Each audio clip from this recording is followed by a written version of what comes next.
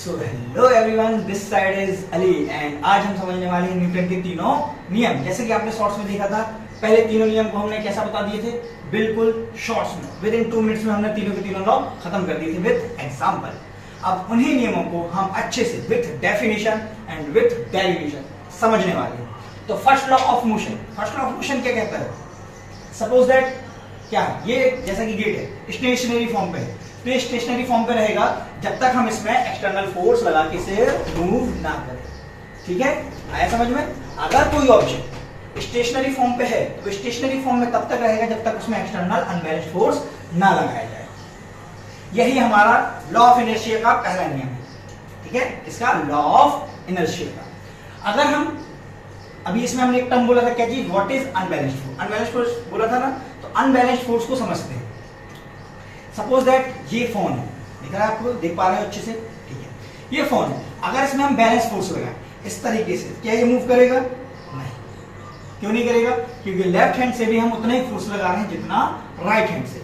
तो this type of force जब हमारे लेफ्ट एंड राइट साइड दोनों के दोनों साइड से जब प्रॉपर क्वांटिटी में फोर्स लगाया जाता है, लाइक अगर लेफ्ट हैंड से भी 10 न्यूटन का फोर्स लगा रहे हैं, राइट हैंड से भी 10 न्यूटन का फोर्स लगा रहे हैं, तो क्या होगा? ये ऑब्जेक्ट बिल्कुल वैसे ही रहेगा, मूव नहीं करेगा। तो इस टाइप का फोर्स कहलाता है आपका बैलेंस्ड फोर्स। अब अनबैलेंस्ड फोर्स क्या होता है कि राइट हैंड से हम 10 न्यूटन का एंड लेफ्ट हैंड से हम इसका 5 न्यूटन का फोर्स लगा रहे हैं, तो 10 न्यूटन वाला रिप्लेस कर देगा 5 को, ये आगे की ओर मूव करने लगेगा।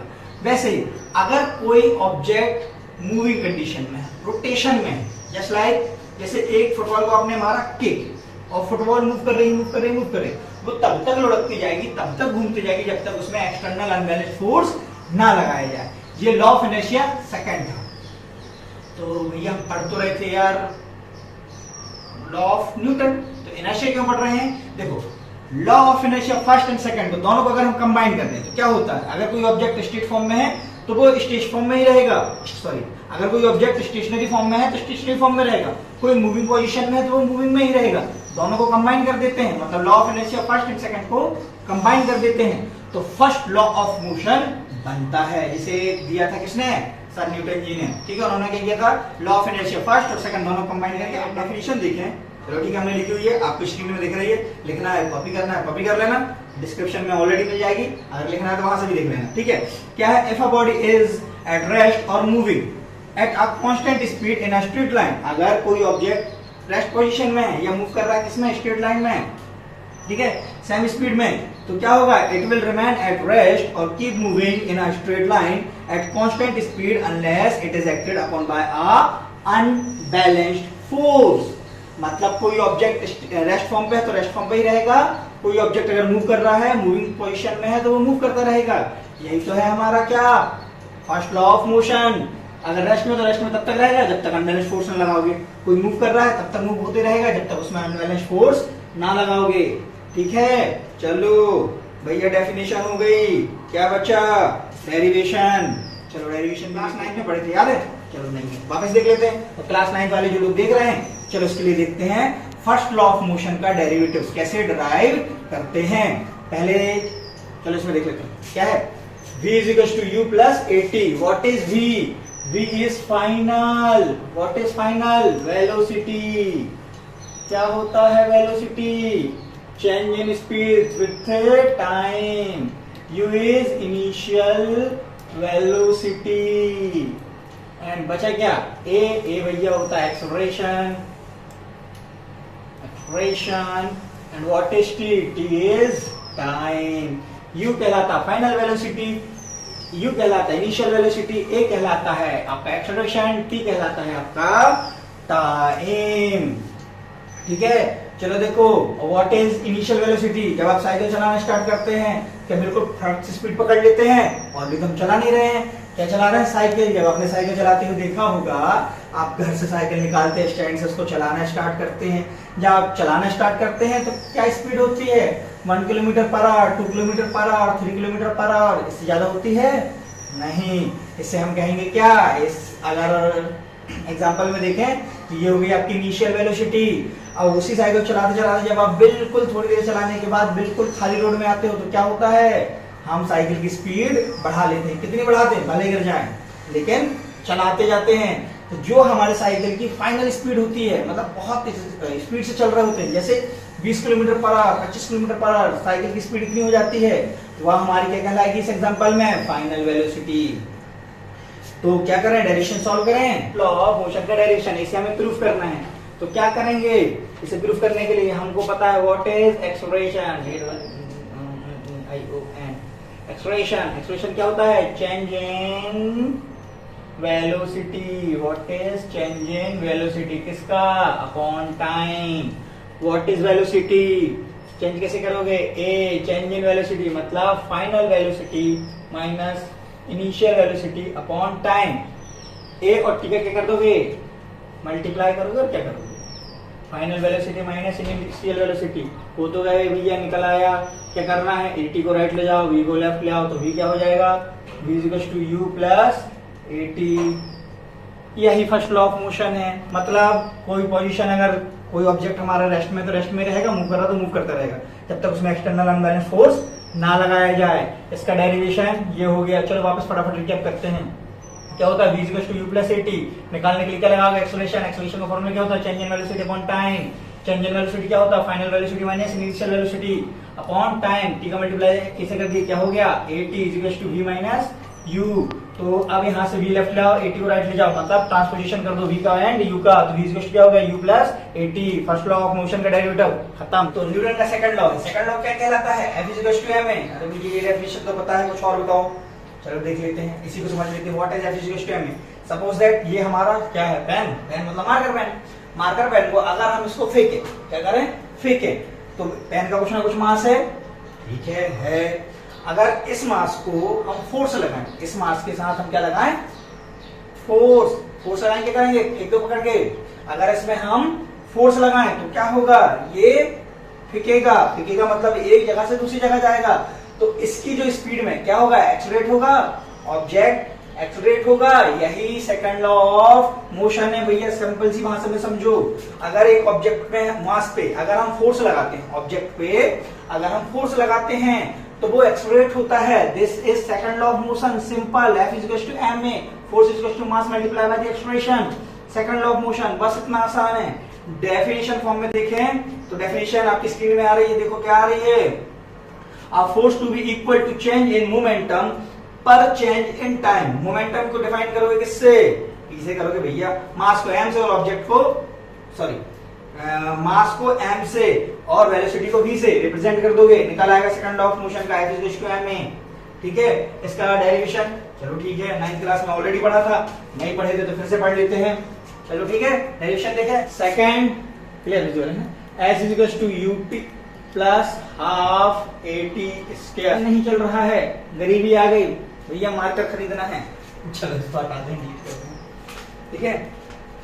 चलो एवरेज वेलोसिटी, AVERAGE, एवरेज का निकालोगे वेलोसिटी, एवरेज वेलोसिटी क्या हो जाएगी आपकी, initial velocity plus final velocity divide by 2 average distance, जिसको आप डिस्प्लेसमेंट कहोगे। कैसे निकालोगे, average velocity average velocity multiply by time, मतलब डिस्प्लेसमेंट को किससे रिप्रेजेंट कर रहे थे, एस से। एवरेज वेलोसिटी क्या है, u plus v upon whole upon 2 multiply by time. From first law of motion क्या कहता है, first law of motion already पढ़े हुए हैं, देखो स्क्रीन में लिखा हुआ है, v equals to u plus 80। चलो वापस यहाँ आ जाओ, क्या आ गया, v equals to u plus 80। कहाँ पुट कर दोगे, इसमें, तो क्या आ जाएगा, s equals to u plus, v की वैल्यू क्या है, u plus 80 whole divide by 2 multiply by t। चलो सॉल्व कर लेते हैं, s equals to u plus 80। ये हैप्पी बर्थडे टू यू जैसी फील क्यों आ रही है, ठीक है। अब मल्टीप्लाई में है हमारा टाइम अपॉन 2। अब टी का टी का अंदर मल्टीप्लाई कर देंगे तो क्या आ जाएगा, s equals to 2ut plus A T square. अब जो 2 है इसको हम अलग अलग अपॉन कर देते हैं, जैसे टी से टी कैंसल, और यहाँ तो कैंसिल होगा नहीं, तो क्या लिख सकते हैं, यहाँ क्या बच गया, यू टी प्लस ये अपॉन 2 है, इसको ऐसे लिख सकते हैं 1/2। हाँ ये लिख सकते हैं, कुछ नया थोड़ी है। तो ए टी स्क्वायर, यही सेकंड लॉ ऑफ मोशन का डेरिवेशन है। लाइन थोड़ी अजीब खिंच गई, यहाँ से खींच लेना 6, ठीक है। अब देखो अच्छे से, चलो ठीक है, एक बार वापस देख लेते हैं फटाफट, ठीक है। अब वापस देख लेते हैं यहाँ से, देखो s is to U T plus half T square, इससे हमें क्या करना है, प्रूफ करना है। प्रूफ करेंगे तो क्या हो जाएगा, एवरेज वेलोसिटी क्या होता है, initial velocity plus final velocity upon 2। तो डिस्प्लेसमेंट लगा दो, वही एवरेज डिस्टेंस डिस्प्लेसमेंट, बात वही है, क्या होगा, average velocity multiply by time. तो s इज टू क्या आ गया, average velocity initial velocity plus final velocity divide by 2। तो u plus v upon 2 multiply by time मतलब t। अब फर्स्ट लॉ से ऑलरेडी हम निकाल चुके थे, क्या वापस दिखा देते हैं, चलो देख लो, v इज टू क्या था, u प्लस ए टी, ठीक है। तो फर्स्ट लॉ से from first law of motion से v is to u plus A T, final velocity is to initial velocity plus acceleration multiply by time. तो जहां पे हमारा ये v था, यहां हमने पुट कर दिया इस v की वैल्यू, इस v की वैल्यू क्या है, u प्लस ए टी। तो s इज टू क्या आ गया, u प्लस v की प्लेस में आ गया u plus A T whole upon 2 multiply by t। फिर हमने क्या किया, कुछ नहीं किया, u 2u, इतना तो हमें पता है, जैसे हैप्पी बर्थडे टू यू में होता है, plus 80 upon 2 multiply by t। अब क्या किया, t के अंदर मल्टीप्लाई कर दिए, 2ut upon 2 plus 80 square upon 2, ठीक है। इस 2 को भी अलग अलग अपॉन कर दिए, फिर क्या हो गया, 2 से 2 कैंसिल, बचा क्या, ut यहाँ से प्लस 80 स्क्वायर अपॉन 2 था, तो क्या कर दिए, इस 2 को बाहर कर दिए, तो आ गया हाफ, मतलब 1/2 80 स्क्वायर। यही हमारा सेकंड लॉ ऑफ मोशन का डेरिवेटिव है, s is to U T plus half 80 square, ठीक है। समझ में आ रहा है, नहीं आ रहा है, चलो सेकंड लॉ ऑफ मोशन को शॉर्ट में क्या बोल देंगे, अरे मोनोस्टेट, फर्स्ट लॉ ऑफ मोशन को लॉ ऑफ इनर्शिया के नाम से भी जाना जाता है। देर आए दुरुस्त है, याद आ गया, यही है, फर्स्ट लॉ ऑफ मोशन को हम लॉ ऑफ इनर्शिया के नाम से भी जानते हैं। क्यों, क्योंकि लॉ ऑफ इनर्शिया को कंबाइन करके क्या बना था, फर्स्ट लॉ ऑफ मोशन। चलो मतलब पढ़ रहे हो, ध्यान दे रहे हो। चलो अब देखते हैं थर्ड लॉ ऑफ मोशन, क्या चीज, third law of motion. Third law of motion क्या होता है, every action has equal and opposite reaction. Derivation बहुत आसान है, मतलब अगर हम इस गिलास को पंच करेंगे तो क्या होगा, जितने फोर्स हम इसको पंच करेंगे उतने फोर्स से हमको लगेगा।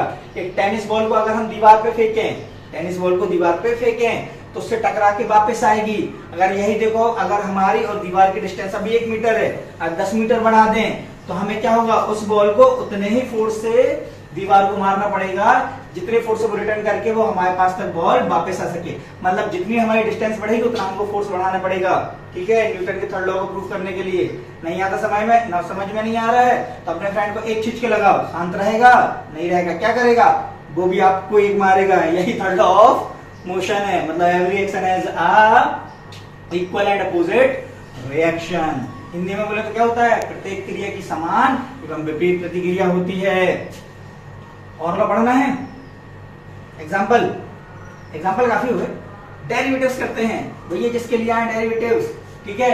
अब डेरिवेटिव्स भी देख लेते हैं, वापस जाओ, फर्स्ट लॉ क्या पढ़ा था, v इज टू, पेन धोखा दे रहा है, v is to u plus A T. Second क्या पढ़ा था, s is to U T plus half A T square. यार ये तो हम ऑलरेडी पढ़ चुके हैं, वापस कहीं क्यों लिख रहे हैं, क्योंकि थर्ड लॉ ऑफ मोशन का डेरिवेटिव प्रूफ करने के लिए हमें दोनों की जरूरत पड़ेगी, फर्स्ट एंड सेकंड। चलो देखो कैसे, फ्रॉम इक्वेशन फर्स्ट लिख देते हैं, इक्वेशन फर्स्ट ऑलरेडी बना चुके हैं, तो केस के टी की वैल्यू निकाल लो, क्या हो जाएगा, v is to you plus A T है, तो टी की वैल्यू निकालना है तो क्या हो जाएगा, A T is to v minus U, तो टी की वैल्यू क्या आ जाएगी, v minus you upon A, ठीक है। Put T's value in equation second, इसकी वैल्यू किसमें पुट कर दो, सेकेंड में, तो क्या हो जाएगा, देखो s is to proper visual, ठीक है, s is to you plus t, t की वैल्यू क्या है, v minus you upon a plus half A t की value v minus you upon a का होल स्क्वायर, तो s is equal to u bracket में v minus you upon a as it is रहेगा plus half a 1 upon a हम कर दी बाहर, तो ये आ गया a स्क्वायर ब्रैकेट में बचा v square minus you square, sorry v minus you का होल स्क्वायर बचा ऊपर क्योंकि होल स्क्वायर है, तो s इज इक्वल टू क्या आ गया u v minus you upon a plus half a से कैंसिल, तो क्या बच गया 1 अपॉन 2a ब्रैकेट में v माइनस यू का होल स्क्वायर। ऑलरेडी हम पढ़ चुके हैं, क्या पढ़ चुके हैं, a माइनस b का होल स्क्वायर क्या होता है a square plus b square minus 2ab, या फिर a square minus 2ab plus b square, बात वही है। तो क्या हो गया, यहाँ पे अगर मल्टीप्लाई कर देंगे तो v square, sorry formula apply कर देंगे, v square plus u square minus 2uv, यही होगा। ठीक है, ये देखो a एंड 2a एलसीएम ले लो, एलसीएम किसका लोगे 2a का s, तो 2a का एलसीएम ले लिए, तो एक इसमें डिवाइड किया बच गया 2 का मल्टीप्लाई ऊपर कर रहे हैं कितना हो गया 2u का मल्टीप्लाई अंदर 2uv माइनस 2u का मल्टीप्लाई u से क्या हो गया 2u स्क्वायर। अब ये तो हमारा ऐसे जैसे रहेगा, ये कॉपी सेम आ जाएगा, क्या आ जाएगा v square plus u square minus 2uv। चलो ये से ये cancel, s is equal to क्या बच गया, चलो यहाँ देखते हैं, s इज इक्वल टू क्या बच जाएगा minus 2u square plus v square plus u square upon 2a का मल्टीप्लाई यहाँ पे 2as equal minus u square plus v square क्या बच गया minus u square plus v square, इसको जमा लो क्या हो जाएगा v square is equal to u square plus 2as। Third law of motion का डेरिवेटिव। चलो फट से एक बार रिकैप देख लेते हैं फटाफट। v इज इक्वल टू क्या था u plus 8 equation first, s is equal to ut plus half 8 इसका इक्वेशन सेकंड। हमने इक्वेशन फर्स्ट से किसकी वैल्यू निकाल ली t की, कैसे निकाल ली, t की वैल्यू आ गई आपकी u प्लस 8 से t की value v minus you upon a, इस वैल्यू को उठा किस में रख दिए इक्वेशन सेकंड में, तो s इज इक्वल टू क्या आ गया u plus v minus you upon a plus half a in bracket v minus you upon a का होल स्क्वायर। यहाँ पे हमने कुछ नहीं किया, यहाँ से a बाहर निकाल लिया, जिससे a कैंसिल हो गया, v माइनस यू में a माइनस b का होल स्क्वायर का फॉर्मूला लगा दिया, क्या आ गया v square plus c square minus 2u, sorry minus 2uv, a and 2a दोनों में इसका हमने एलसीएम ले लिया, एलसीएम पता नहीं क्या होता है, भूले तो नहीं, चलो बहुत बढ़िया, 2a आ गया हमारा एलसीएम, तो 2a से एलसीएम से सॉल्व किए तो a का डिवाइड हम इसमें करेंगे तो कितना बचेगा 2 का मल्टीप्लाई इसमें कर दिए हो गया 2u का मल्टीप्लाई b से करेंगे क्या आ गया 2uv, फिर 2u का मल्टीप्लाई हमने u से करेंगे क्या जाएगा माइनस 2u स्क्वायर, ये वाला एज इट इज आ गया, uv से uv कैंसिल, क्या बच गया s is equal to minus 2u square plus v square plus u square upon 2a, ये एज इट इज 2a का मल्टीप्लाई हमने किससे कर दिए s से, आगे 2as is equal to minus u square plus v square, v square की value निकालना था, इसको लेफ्ट साइड ले गया ट्रांसपोज करके, v square is equal to आ गया u स्क्वायर प्लस 2as। ठीक है, चलो अब आशा करते हैं कि आपको तीनों के तीनों लॉ समझ में आ गए होंगे। इसी तरह हम फिजिक्स को आसान बनाने के लिए और भी वीडियोस अपलोड करते रहेंगे, इसकी क्वालिटी और अच्छे से बनाते रहेंगे। ये रिकॉर्डिंग का हमारा सेकंड पोर्शन है, हो सकता है उतनी अच्छी क्वालिटी या वॉइस में कुछ थकावट आप फील कर पा रहे होंगे, लेकिन फर्स्ट वीडियो जो बनी थी बहुत अच्छी बनी थी, लेकिन साउंड प्रॉब्लम आ गया था। ठीक है, तो don't forget to hit that subscribe button. फिर मिलते हैं अगली बार नेक्स्ट वीडियो में, चलो बाय बाय।